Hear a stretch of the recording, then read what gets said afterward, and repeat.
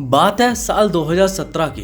एक police station में एक बूढ़ा आदमी आता है और कहता है कि उसे प्रेसिडेंट ऑफ इंडिया पे एफआईआर करनी है।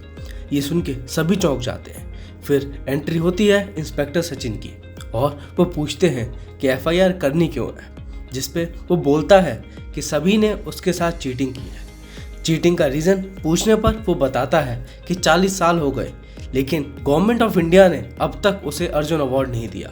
वो कहता है उसे ये अवार्ड अपने लिए नहीं बल्कि अपने गांव के लिए चाहिए, जहां ना कोई प्रॉपर रोड है और ना ही बेसिक नीड्स पूरी होती हैं। और अगले सीन में हम पहुंचते हैं कराड़ स्टेशन, जहां सेलिब्रेशन का माहौल है क्योंकि 1952 हेलसिंकी ओलंपिक्स में मेडल जीतकर केडी जाधव वापस आते हैं। उन्हें देखकर एक छोटे से बच्चे के दिल में एक सपना जन्म लेता है, इंडिया के लिए ओलंपिक मेडल जीतने का सपना, जिसके लिए सब उसे नीचा दिखाते हैं। साथ वाले बच्चे उसे मारते हैं और उसे चंदू चैंपियन बुलाने लगते हैं। फिर उसका भाई उसे ले जाता है गणपत भाव के पास और बताता है अगर यहाँ कोई उसे चैंपियन बना सकता है तो वो यही है। फिर हमारा चंदू पैर पकड़ के जैसे तैसे उसे कुश्ती सीखने के लिए मना ही लेता है और बन जाता है गणपत भाव का चेला। एक दिन गणपत भाव बाकी के रेसलर से कहते हैं कि कल कोई कुश्ती का टूर्नामेंट है और उसमें उनका भांजा डगड़ू भी पार्टिसिपेट करेगा और उसका बाप पाटिल चाहता है कि वो जीते, इसलिए उनमें से किसी एक को दगड़ू से हारना पड़ेगा, जिसके लिए सब मना कर देते हैं। आखिर सवाल तो उनकी इज्जत का था और फिर मौका मिलता है चंदू को, जिसने आज तक कोई भी कुश्ती का मैच नहीं लड़ा। पर अगले दिन उसका रिजल्ट आने वाला होता है और उसका बाप उसे स्कूल ले जाता है। फिर उसका बाप उसे कहता है कि आज तक कुश्ती से एक भी पैसा आया है घर में। जैसे तैसे चंदू पहुंच जाता है कुश्ती लड़ने। स्टार्टिंग में तो लगता है कि वो आसानी से हार जाएगा, पर फिर उसको अपने बाप की पैसे वाली बात याद आ जाती है और फिर जो होता है वो उसकी लाइफ को हमेशा के लिए बदल देता है। वो कुश्ती का मैच जीत जाता है, पर पाटिल और उसके लोग चंदू के पीछे पड़ जाते हैं। जैसे तैसे वो वहाँ से जान बचा के भागता है और एक ट्रेन में चढ़ जाता है। वहाँ वो मिलता है गरनैल सिंह से, जो बताता है अगर उसे ओलंपिक्स में जाना है तो आर्मी ही अकेला रास्ता है। तो हमारा चंदू भी आर्मी में अपनी किस्मत आजमाने निकल पड़ता है और उसका सिलेक्शन भी हो जाता है। वहाँ वो मिलता है मेजर उत्तम सिंह से, जो बहुत ही स्ट्रिक्ट है।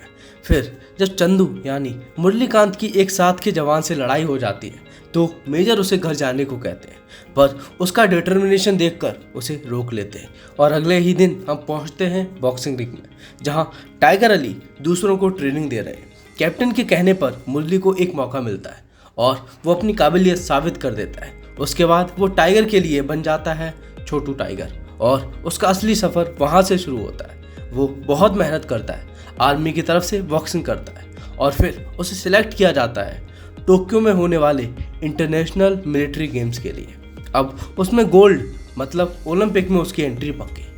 उसके बाद वो हेलीकॉप्टर वाला सीन भाई बहुत फनी था यार। टोक्यो में पहुंचकर वो और गरनैल सिंह मिलते हैं जर्नलिस्ट नयनतारा से और भाई मैं समझ गया था कुछ तो गड़बड़ होगी। जहां एक तरफ हमारा चंदू अपनी सारी फाइट जीतकर फाइनल में पहुंच गया, वहीं गरनैल बीच में ही बाहर हो जाता है। फिर नयनतारा उन्हें एक इंटरव्यू के लिए इनवाइट करती है। कोच टाइगर अली मना करते हैं कि खुद को इस टाइम पे बिल्कुल भी डिस्ट्रैक्ट मत करो, पर हम तो लौंडे हैं, लड़की ने भाव दिया नहीं कि हो गए लट्टू। बस फिर क्या, फाइनल में वही हुआ जो होना था। मुरलीकांत का ध्यान तो कहीं और ही था और वो फाइनल हार जाता है, पर वहाँ उसका सफ़र ख़त्म नहीं हुआ था और हम पहुँचते हैं 1965 कश्मीर में, जहाँ मुरलीकांत का सिलेक्शन अगले साल होने वाले एशियन गेम्स के लिए हो जाता है। पर कोच टाइगर उसे ट्रेन करने से मना कर देते हैं और तभी वहाँ होती है एक एयर स्ट्राइक, जिसमें मुरलीकांत को ऊपर से नीचे तक 9 गोलियाँ लगती हैं। और जब वो जागता है तो पता चलता है कि उसने अपने इकलौते दोस्त गरनैल को भी खो दिया है और उसकी बॉडी में एक गोली फिर भी रह जाती है, जिसकी वजह से उसकी आधी बॉडी पैरालाइज हो जाती है। इलाज के लिए उसे बॉम्बे के हॉस्पिटल INHS अश्विनी में भेजा जाता है, पर वहाँ पता चलता है कि अगर उन्होंने वो गोली निकाली तो शायद उसकी पूरी बॉडी पैरालाइज हो जाएगी। वो उसकी फैमिली वाला सीन आपको बहुत ही इमोशनल कर देता है। आप उसकी लाचारी को देखते हो। फिर उसका भाई बताता है कि घर की हालत कुछ खास सही है नहीं, इसलिए वो लोग उसे घर नहीं ले जा सकते। वहाँ वो मिलता है टोपाज से, जो मरीजों को उनकी ज़रूरतों का सामान देता है। समझ रहे हो? समझ रहे हो आप?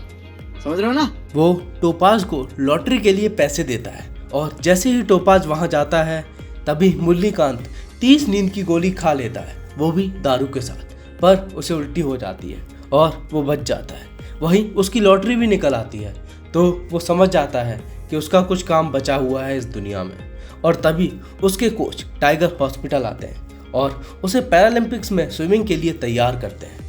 उसे बताते हैं कि उसका सपना अभी टूटा नहीं है, पर स्पोर्ट्स फेडरेशन उसे फंड करने से मना कर देती है।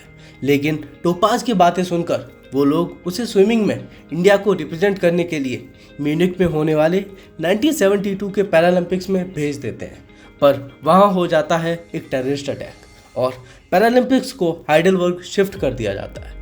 और वहाँ इंडिया को रिप्रेजेंट करते हुए मुश्किलों से लड़ते हुए मुरलीकांत इंडिया के लिए पहला पैरालंपिक गोल्ड जीतते हैं, पर उन्होंने जो बताया वो सच है या नहीं इसकी जांच पड़ताल एक जर्नलिस्ट करती है और साथ ही आर्टिकल्स भी पब्लिश करती है। वहीं गवर्नमेंट से कोई हेल्प ना मिलने की वजह से मुरलीकांत खुद ही गांव वालों के साथ सड़क बनाने लगते हैं, और जब गवर्नमेंट को उनके बारे में पता चलता है तो 20 मार्च 2018 को प्रेसिडेंट ऑफ इंडिया उन्हें पद्मश्री देते हैं। और ऐसे गुमनामी में खोए हुए मुश्किलों से लड़ते हुए भारत के लिए पैरालंपिक्स में पहला इंडिविजुअल गोल्ड लाने वाले मुरलीकांत पेटकर के बारे में हमें पता चलता है और मूवी उनके साथ पूरी जस्टिस करती है।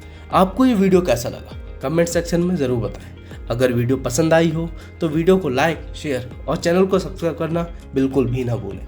मिलते हैं अगले वीडियो में। Till then be safe, be happy and thanks for watching.